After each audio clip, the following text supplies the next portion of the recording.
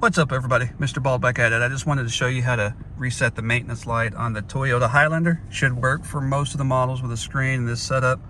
Anyway, you know how you have that light there? It's annoying. So once you push back, all you got to do is scroll over. 1, there's the icon.